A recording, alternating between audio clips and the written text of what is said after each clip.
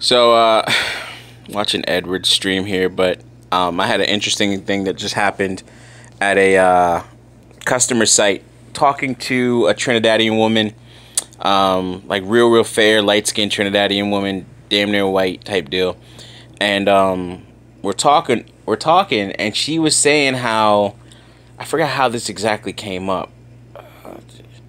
Yeah, I think we were talking about like difference in heat or something, but she was talking about how she was in Egypt.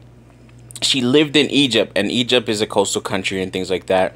And she was like, "Listen, I don't know how these people wore this stuff. One time I was wearing no sleeves, and I was still melting." But then she mentioned how, yeah, one time one of the women there, one of the natives of the country that she was living in. Oh, it was because my nephew, but because my nephew's actually going to be stationed in Cameroon here in a couple months. But yeah, so she was talking about how that one of the native women came up to her and her friend, and she had a white friend with her, and the white friend was wearing shorts, and then she was wearing a sleeveless shirt but wasn't wearing shorts. The native woman came up and slapped her in the face and her friend, just because she felt offended by the way they were dressed. Now, this is her when she was in her 20s or something like that. And she was like, yeah, I didn't understand it. I was so surprised, blah, blah, blah. But after a while, she understood she found out more about the culture. And, hey, they're modestly dressed over there where they cover everything, so on and so forth. And I said, yeah, and that's the kind of the problem. A lot of these women aren't checking other women anymore. And it was surprising because now you're hearing a woman say this, and she's in her late 50s, probably at least 55 or something like that, 57. And she was like, yeah, a lot of these kids aren't getting checked. And when you check them, people look at you like you're stupid. Even her own husband was kind of going off on her, or not warning her, I should say, because she was in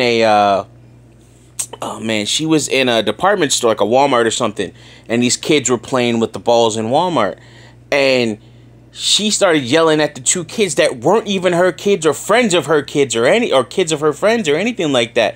She was just saying, you kids need to pick up those balls right now. He's like, where's your mother? Because nobody's here. These people don't work here, so they can actually pick up after you, blah, blah, blah. And she's an island woman. And when she said that, I loved it. It was beautiful.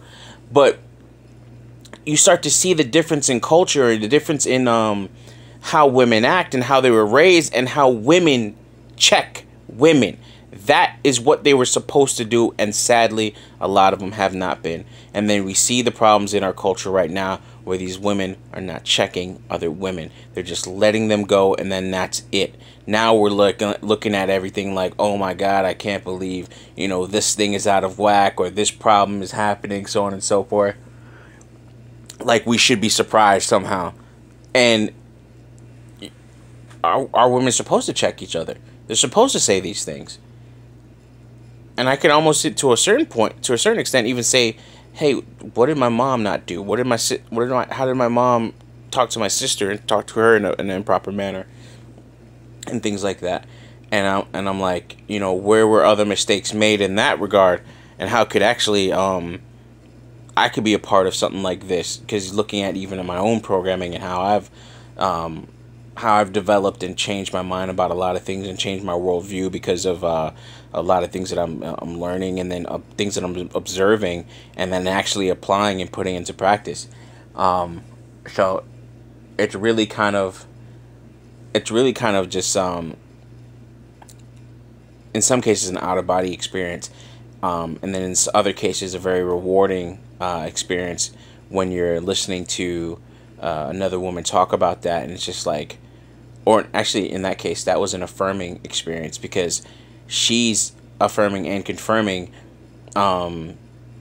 what we've been saying online, and then she's affirming my thought process. So she's confirming some of the things that we've been saying and going on further to say, hey, yeah, this makes sense, and this is what I did as a woman, to the point where her own husband was like, listen, one day you're going to get a bullet in your head for talking to other people's children like that. But it's like, no, that should not be the case. Really, if anything, she should be thanked. because these kids are out here playing with all these balls and doing all types of crazy stuff in these department stores, and nobody's checking them. Their own mother will look around and say, y'all kids need to come on and walk away from the aisle with all these balls scattered all over the place. And it's just like, you know, what type of mess is that? That's kind of crazy.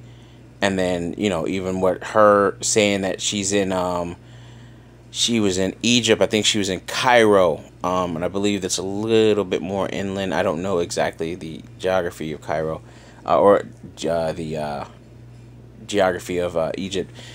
But she was saying how she was in there, and some random lady that she didn't even know came up and slapped her, because that's the culture she's in, and that's what they're looking at, and saying things like, oh, you know, putting their women in place and keeping them in check and making sure that their women don't get out of line, which in turn keeps their society in line and in check as well.